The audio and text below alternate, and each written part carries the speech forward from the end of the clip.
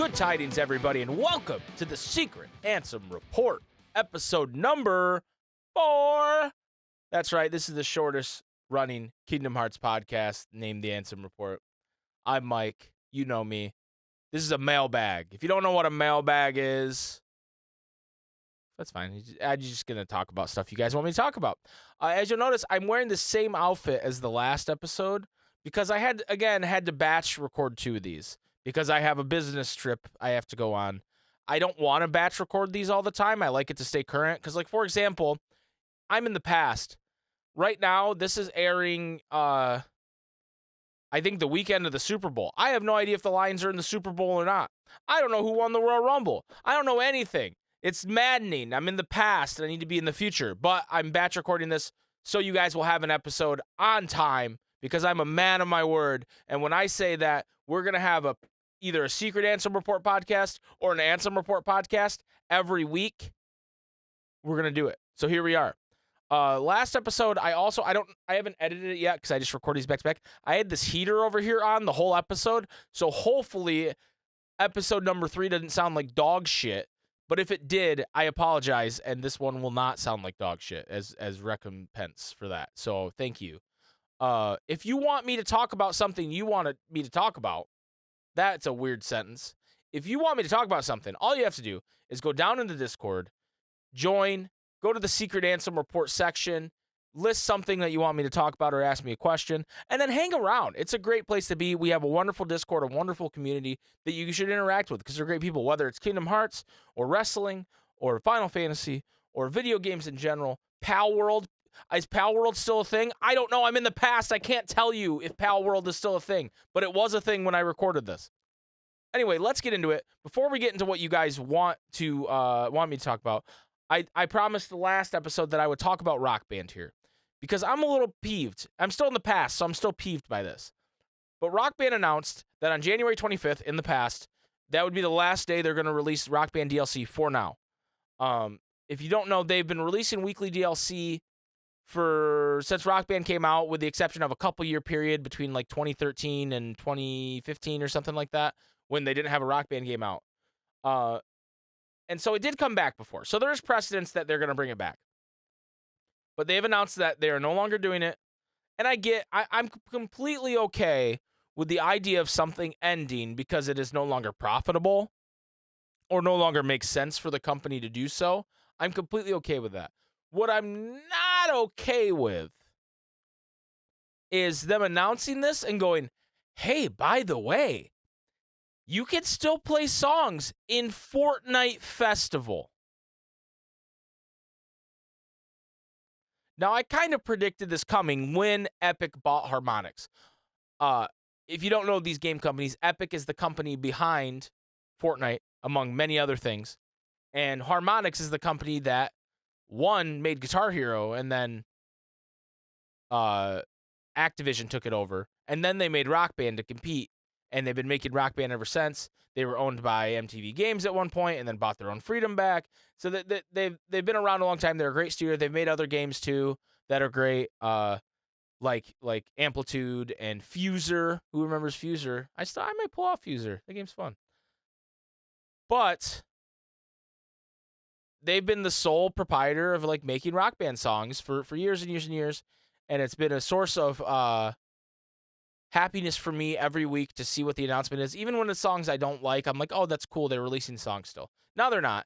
And it seemed to indicate by the blog post that it had a lot to do with Fortnite Festival. So I predicted that when Epic bought Harmonix, that this would stop. And that they bought Harmonix to work on stuff for Fortnite. I didn't realize they were just going to kind of make like a weird Rock Band clone in Fortnite at the time. That was not on my bingo card. But that's like Fortnite Festival, although I have not played it, is not at all the same thing as Rock Band, nor will it be.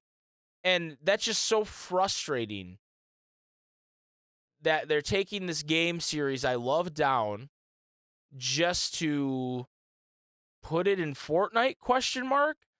And they're like, oh, you'll be able to use your instruments soon. And but who cares? That's not why I boot up Fortnite. Or I rarely boot up Fortnite. But when I do, it's not to play some bastardized version of Rock Band. I have a lot of fond memories of Rock Band. I figured I'd talk about a couple of them here, kind of as a rest in peace for a series that I've loved for a long time. I've competed in Rock Band competitions and been very successful. Me and the band I'm in, Jimmy Twinkle and the Bad. It's a great name. No one knows what BAD stands for. No one knows what Jimmy Twinkle is. My friend Jameson, and the BAD or BAD. No one knows what it stands for. I know what it stands for. I'm not going to tell you. But we played for 20 hours straight in the MTV store. We've competed in Atlantic City. We've got to do all kinds of awesome things because of Rock Band, and it's been a really important thing to me for a long time, even after it's kind of lost cultural relevance, which it definitely has. We've been able to do Rock Band concerts during charity streams and marathon streams, and you guys have always been really receptive to it.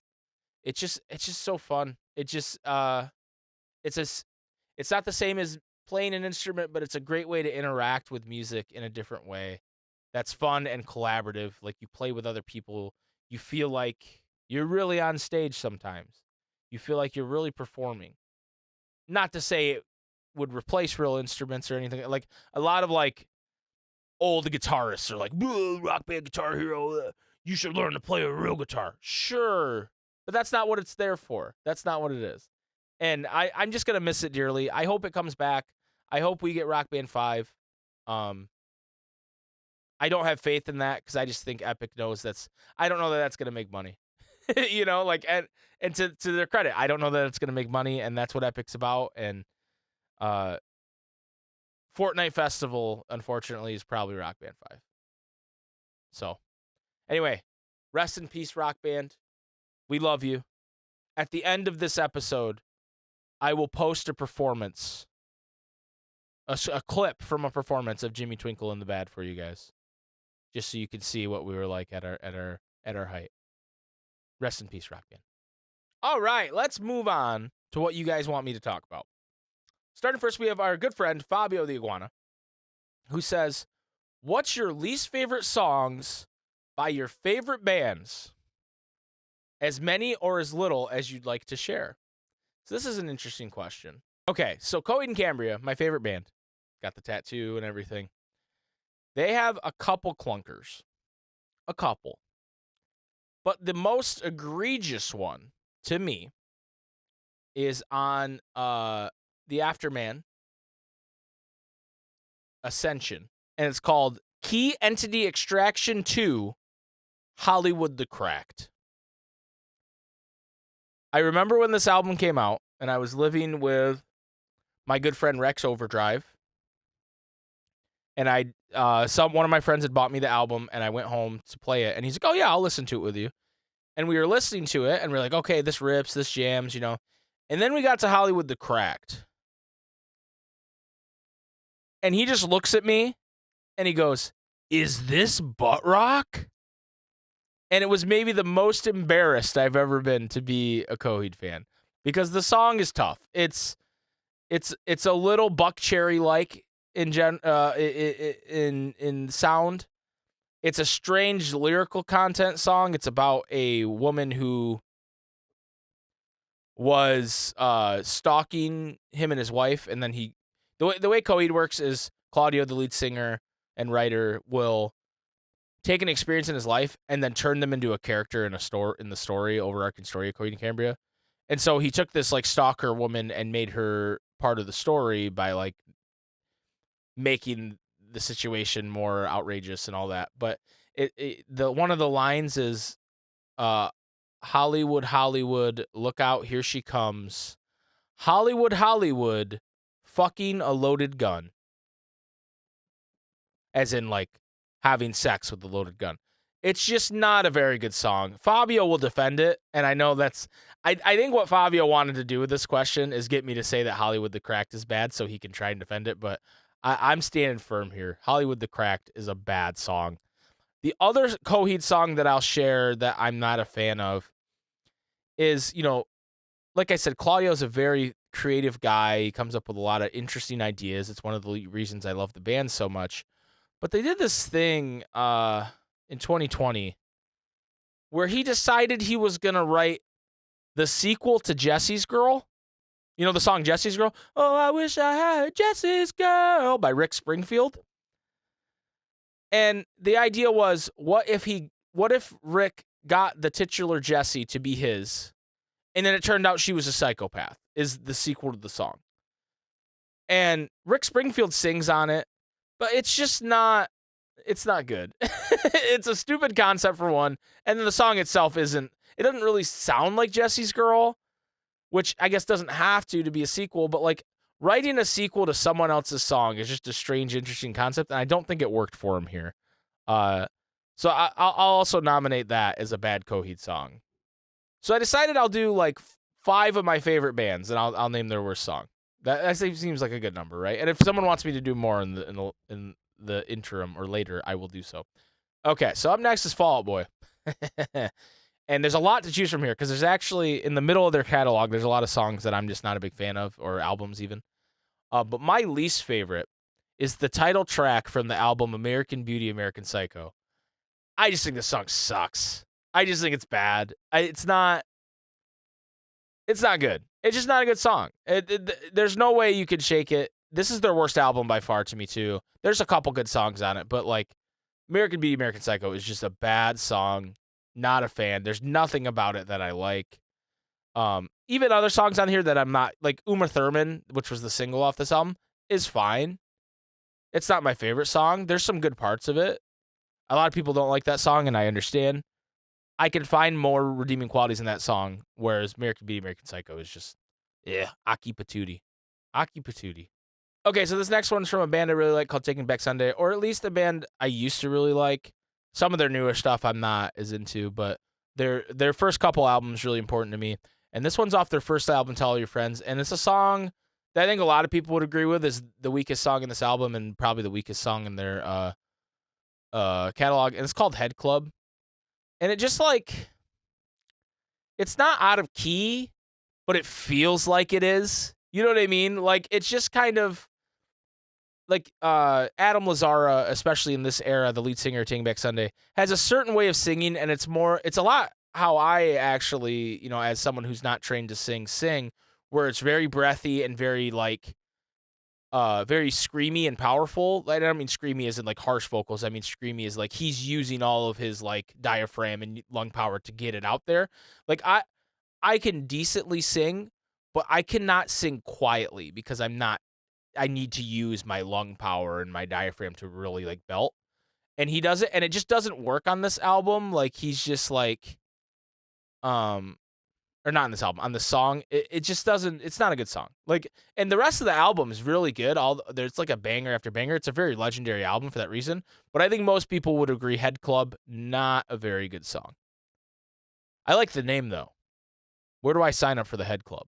I've actually found this exercise to be harder than I thought it was going to be. Like, you guys aren't seeing this because I'm cutting it out, but there have been some big like quiet spaces in between while I'm kind of looking at different bands and stuff. So like some of my favorite bands aren't going to be on one of the bands featured here because I don't really have like a strong feeling about a bad song from them. But My Chemical Romance is up next, and this is their most popular song. And I'm not just saying this, I didn't know that. I'm just looking at Spotify right now, and this song has the most plays, and it's Teenagers. I hate this song. I don't think this song's good. I don't think this song is worthy of all the recognition it's gotten. I think the recognition it's gotten is kind of is at odds with the song's content. You know what I mean? Like, it's like the people that he's singing about are the people who like this song.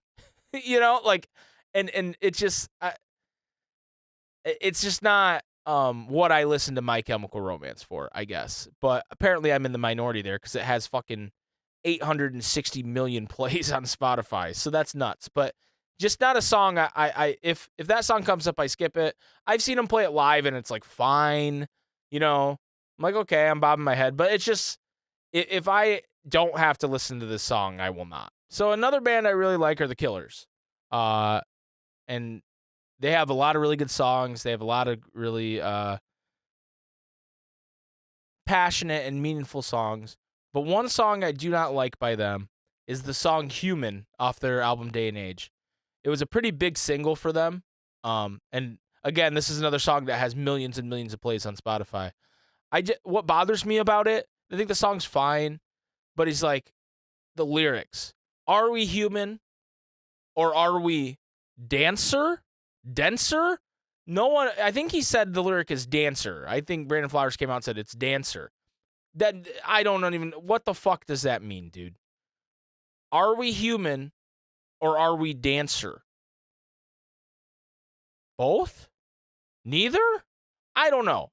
And it always like, I try to enjoy the song and then I hear that line and I'm like, I don't like that. I don't like that. It's like the little things sometimes with music that just, the little things just drive you crazy.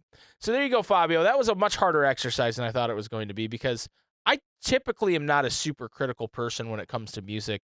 I like most music I listen to. And if I don't like it, I don't listen. So it's hard to talk about something I haven't listened to a ton of. But these songs are songs that I have, and I don't necessarily like them and choose not to anymore, I guess. So next up is from Disguire. I'd love for you to talk about theme parks. What's your favorite park? What's your favorite ride? Best theme park memory? Is there anywhere in the world you would want to travel to go to the specific theme park? When Jason gets all set up, you could visit and go to Super Nintendo World. I've heard really positive things about it. So, interestingly enough, I kind of work at, we talked about this last episode, I kind of work in a theme park, like a mini theme park. But on that same token, I'm not really a big ride guy. I don't like roller coasters. I don't like heights. The speed of a roller coaster is fine. The going upside down, the spinning, that stuff's all fine with me. It's the heights I don't like. And so if you get me on like one of those big roller coasters, I'm white knuckle holding on for my life because I'm afraid the fucking track's going to fall off or we're going to go flying off the track. So I'm not really a big ride guy, but I do enjoy theme parks. There's a theme park near here called Michigan's Adventure, which is like the theme park I've probably been to the most. And it's like a Cedar Pointy kind of like smaller deal. It's a water park and a theme park. I like going there when I've gone there. I've been to Cedar Point in Ohio like once. I was really young. Don't like rides, so I didn't really enjoy myself. But I could probably find enjoyment now. I went to Disney with Tara a few years ago for the first time, Disney World, and I really enjoyed my time there.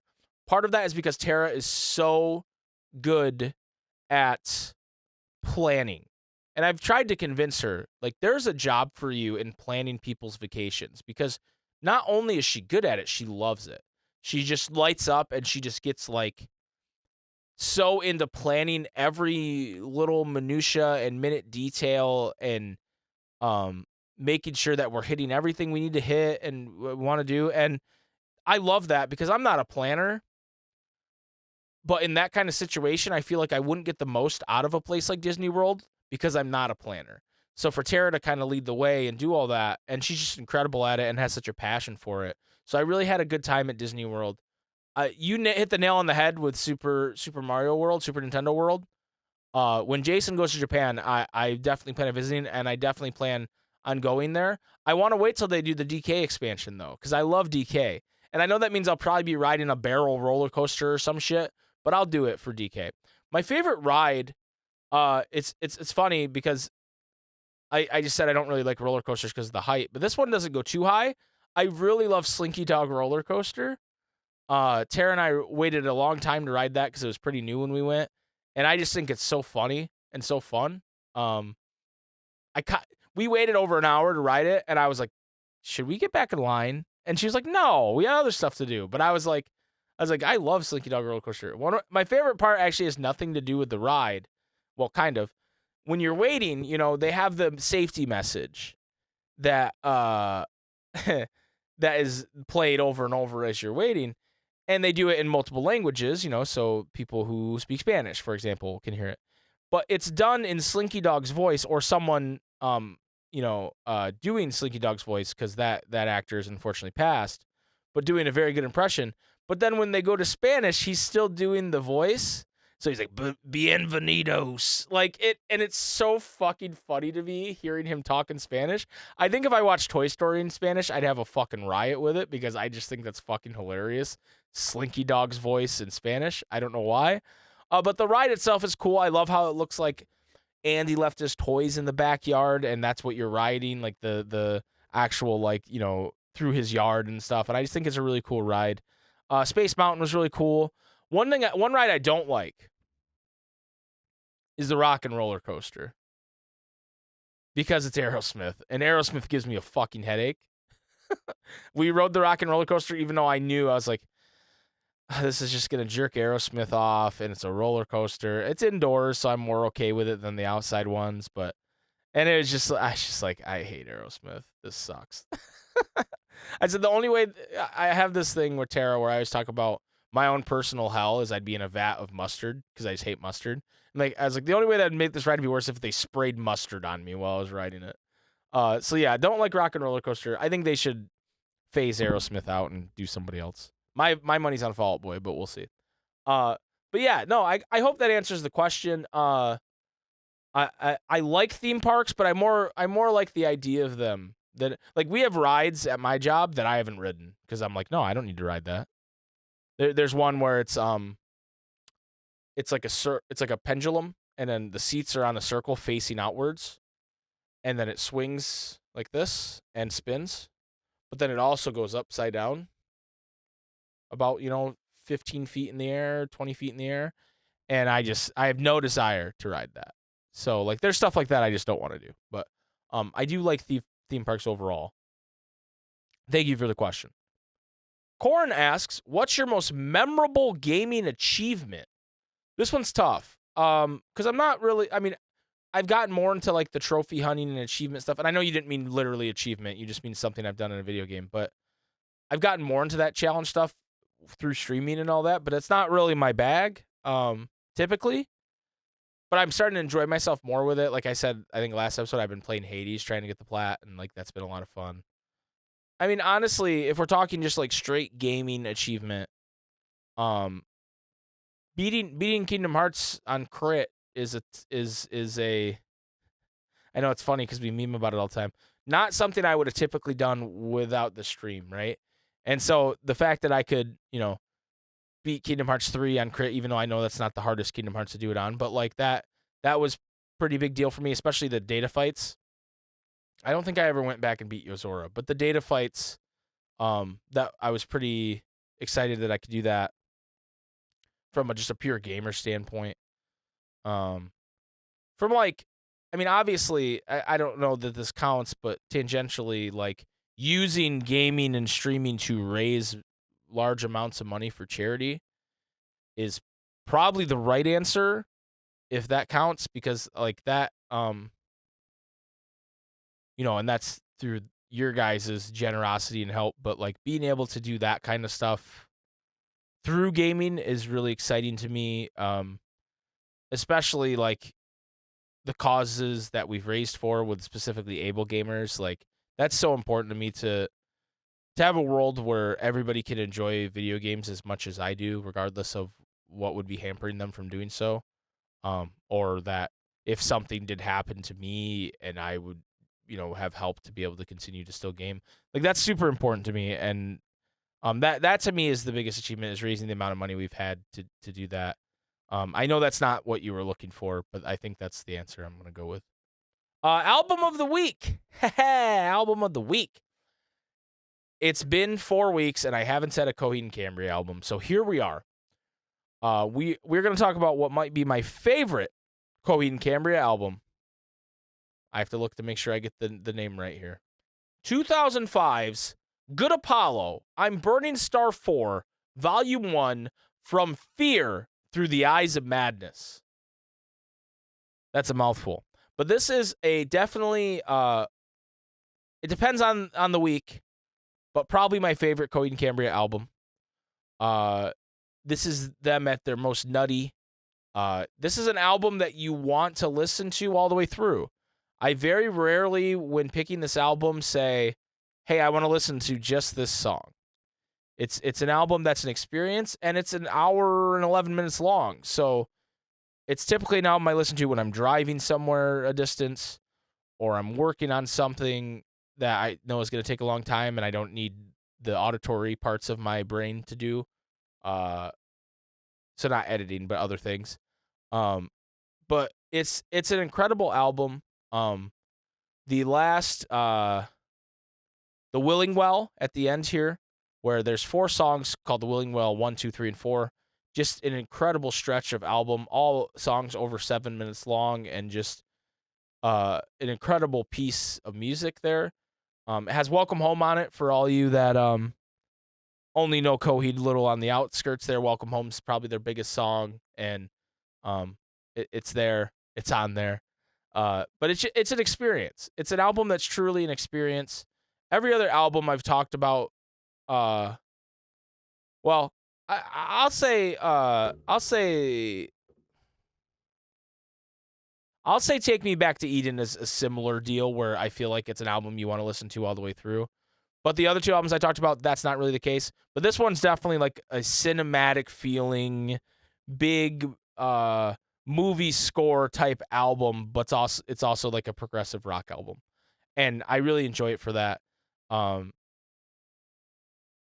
There's very few songs that I even have the desire to skip. There's one that's like, maybe you skip it. I don't know, but I don't. I listen to the whole album all the way through every time I listen to it. It's just an incredible album. It's my favorite. It's my favorite Coheed album. And if you ask me next week, I might say Second Stage Turbine Blade or In Keeping Secrets of Silent Earth 3 or something else. But right now it's Good Apollo. And I think if I was always honest with myself, that would always be my favorite album. So if you want an introduction to Coheed, this might be the album, even though it gets really wacky and abstract towards the end. But I think the intro to the album is accessible enough and it revs up and maybe you'll be into it. Maybe you won't. I don't know. But check it out if you want. That's my album of the week. Wildcat Diana asks, what is your favorite thing about Michigan and your least favorite thing about Michigan? So my favorite thing about Michigan, and it's something that I think a lot of Michiganders, that's what we're called, take for granted, is the Great Lakes, specifically Lake Michigan. Because that's the lake I live closest to. And it's like having the ocean near you. Now, a lot of places have the ocean near them. And people who don't live in Michigan or near the Great Lakes go there and they go, wow, this is so awesome. Like, we have that. And it's not salt water, you know? So it's the best parts of the ocean without being salt water. And so you can just, it's an hour drive to get to the beach, and people don't get it. They don't understand, because when you say lake, you think of a contained entity. This is literally just like a mini ocean. You know what I mean? And like, you can't see land. You can't see Wisconsin over there, or you can't see whatever, depending on what direction you're looking. It is just, so like when I go see the ocean, I'm not as impressed because I'm like, oh, we have this. So I think it's really cool that we have that in Michigan, specifically in the area I live. And most areas in Michigan, you're pretty close to one of the Great Lakes, no matter where you're at. And I think that's awesome. The worst thing is the unpredictable weather sometimes is a lot. We've had days where it is like, a decent day weather-wise out, and then snow comes out of nowhere, or it rained, snowed, sleet, and hailed all in the same day. The lakes, in the same reason I like the lakes, they affect the weather in very random ways. It's kind of like living in your own weather randomizer, because it can really fuck shit up, and it makes the winters pretty tough sometimes. Like, we had the last couple weeks, we had some really tough storms that kind of shut down everywhere. And in order to shut down Michigan, specifically in our area, it's got to be pretty bad. Like, I know a lot of, like, Tara's sister lives in North Carolina, and if they get the tiniest sprinkling of snow, they shut down the roads, right? Because people aren't equipped for it. It has to be a lot of snow and a lot of ice and a lot of, just scariness to shut down this part of Michigan, and it did, right? So that's tough. And I like snow until it just gets too cold. You know what I mean? Until it's too much. It's like, okay, I'm done. That being said, that's not enough to make me want to live anywhere else. I really like living in Michigan, and I know I talked about that 1 or 2 episodes ago or 3 episodes ago, but I don't think I want to live anywhere else. I like it here. This is my city. This is my town. This is where I'm from. London is my city. Isn't that what he said? Britain is my city. What did he say? He said something stupid. Anyway, I fucked it up. It's fine. Moving on. Gypt214 with maybe one of the most asinine questions I've gotten. Mike, imagine you could meet your soulmate. I don't have to imagine that, but anyway. But to meet them, you have to eat a tree or a baby. But whichever one you choose to eat, your soulmate has to eat the other one. This challenge is not time sensitive, and you can take as long as you want. So here's the thing, Jip. This is a weird question coming from a married man. Because imagine you could meet your soulmate. I don't have to imagine that. I have her. Her name's Tara. She's wonderful. I don't have to eat a baby or a tree or anything. I don't have to eat anything except her cooking, which is delicious. So I don't really understand this question for me because I'm already there. I don't need to eat babies or trees. Now, if you're saying hypothetically, if I haven't met my soulmate, what would I do? But I have, so I don't need to. So I don't know who this entity is that's forcing me to eat a baby or a tree to find my soulmate, but I'm not interested. So there's your answer, Jip. All right, this next one's from Pokemon Trainer J. We know that if you listen to One Winged Angel when not playing Final Fantasy VII, you're a cretin. Source, Ansem Report Podcast. What is the opposite video game song/music piece to this where you can listen to it whenever? I'm going to go out on a limb here and say anything. Anything other than One Winged Angel. Or Dancing Mad from Final Fantasy VI. Those are the songs that people just like jerk off to death that aren't that good. They're fine. They're good. Okay, they're good, but they're not as good as people act like they are. If you sit there on Spotify with your headphones in and listen to One Winged Angel, you're cretinous. I guess the video game music I listen to is more calming and relaxing. I like to listen to stuff by Yoshinori Matsuda,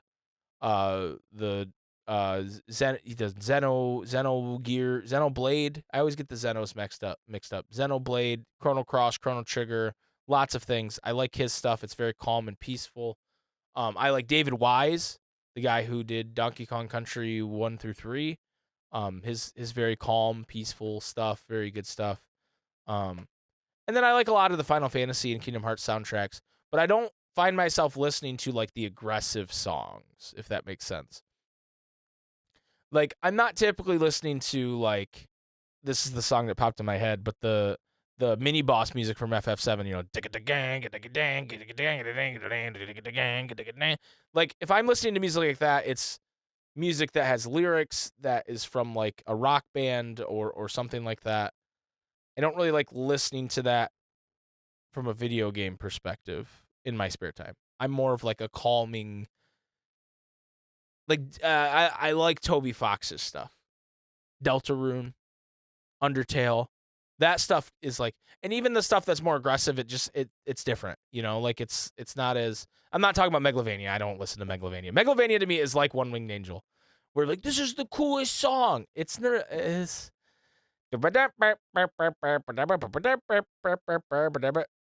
know, it's like, it's fine. It's good for what it is in the video game and what it's used for. It's not something I'm just going to listen to, you know? So I don't know that I specifically answered your question on this one, but anything else is listenable. You don't just have to listen to One Winged Angel. It's okay. Thank you. All right, and then the last question for this episode is from Orpheus Joshua. And he wants to know, what was the most orgasmic stream/podcast you've had? And this is a throwback to when OJ would just fit the word orgasmic into every question of the week answer he would give. I don't think I've ever orgasmed during streamer podcast, to be clear. I don't think. No, I've not had a wet podcast or a wet stream. That's fucking stupid. Tangent. I remember the sex ed video I was shown in like middle school where this kid has a wet dream. Like they show him waking up and there's a big like cum stain on his fucking sheets, right? Which is like, wait, was he laying on his stomach? Anyway, there's a big cum stain on his sheets. And he's like, what do? I don't want my mom to find out. And so he runs downstairs and he grabs ketchup and mustard and just starts spraying it on the cum stain. And then his mom goes to do his laundry and she's like, why did he put ketchup and mustard on the sheet? And that's always stuck with me. Like, why was that his reaction to that? Why did he do that? And also, to be clear, it wasn't his reaction to it. It's someone wrote this as a scenario. Like, it wasn't like I was watching this kid actually go through this experience. This was a written scenario where someone decided, yeah, the best thing for the kid to do would be to squirt ketchup and mustard on the cum stain. So anyway, that's what that made me think of. Thank you, OJ. If by orgasmic you mean pleasing, we've had a lot of really good streams and podcasts. We've been very blessed. The easy answer would be episode 69 of the Ansem Report, because that's funny, haha sex. I think our Persona 5 streams were always pretty orgasmic. I think when we started playing that game, I don't know that everybody was on board, but by the time we finished Royal, I think everybody was like, man, I wish we had more Persona to play. So that's always a fun experience when it goes that way. We're probably done at this point. I don't know. Again, you guys are in the future, but I've really liked playing Cult of the Lamb. I think that's just such fun interaction. And I mean, we haven't had sex yet in the sex update as of me recording, but I'm surely we've been able to have sex in the game by now. Surely. So those are fun. Obviously, the charity streams and the subathons have been a blast. Having Jason play through those God of War games has been so much fun and not something I expected us to do or enjoy. Like I didn't. He's not traditionally played games like that and enjoyed them, and that's honestly my favorite thing that we've done streaming. Because like Persona 5 is another game like that, where he'll tell you now that that's like one of his favorite games of all time. And I think going into it, he was like, what is this weeb shit? It's not the typical thing he would play. He loves it now. Same with like God of War. I don't think he ever had any kind of interest in God of War. And now he's like, oh, we should play the older games, And like, that's like always been the goal for me in trying to introduce games to my brother, games that I've liked or know I would like, and playing them with him to see, find out if he's going to like them or not too, but a lot of that has to do with you guys and the experience where you guys like hang out with us on stream and make it more fun, So yeah, that's what I would say is the most orgasmic stream / podcast is the one where I came in my pants and covered it up with mustard and ketchup. Thank you, OJ. That's going to do it for this week's Secret Ansem Report. Thank you guys so much for listening and watching and sending me the topics. If you want me to talk about something specific, go down in the description, join the Discord, go to the Secret Ansem Report channel, say, hello, I would like Michael SpikeGhetti to talk about this thing. And it can be anything. Please don't make it weird. Or you can email me at ansomreportpodcast@gmail.com, subject line, Secret Ansem Report, and I will talk about it on air. Please go follow and subscribe if you haven't already. Maybe drop a like on this video if you're on YouTube, because I'm putting in the effort to put my face on the camera. See here, there, here I am. That is my face. And I'm here for you guys. So drop a like, help me out, support the show. We will be back with a regular Ansem Report podcast next week, hopefully. Fingers crossed. Otherwise, you'll be seeing my dumb mug again. So get ready for that shit. I still don't have an outro. There, that's it. Show's over. Go home.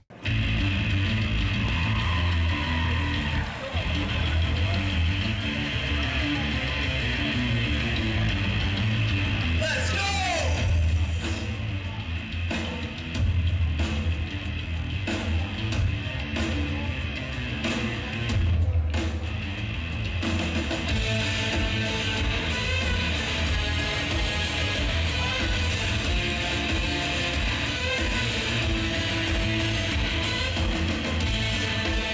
I'll stay here. You can walk around and take pictures if you want.